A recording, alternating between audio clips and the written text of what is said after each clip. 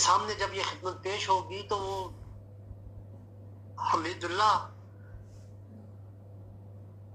کی بخشش کا پروانہ شاید جو ہے وہ جاری فرما دے. یہ ایک واقعی شاید ان کی زندگی کا لیے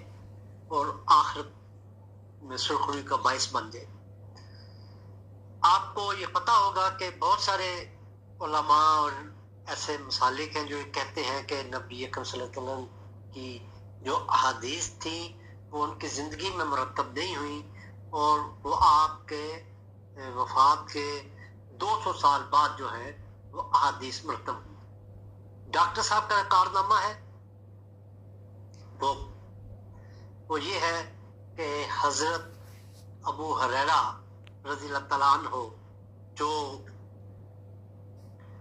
احادیث کا درس دیا کرتے تھے اپنے شاگردوں کو، تو یہ ہجرت کے 58 ایئر کیا کہتے ہیں 58 ہاں نبی صلی اللہ علیہ وسلم کی زندگی میں ہی مطلب 58 ہجری میں ان کے حضرت ابو ہریرہ کے ایک شاگرد تھے، ان کا نام تھا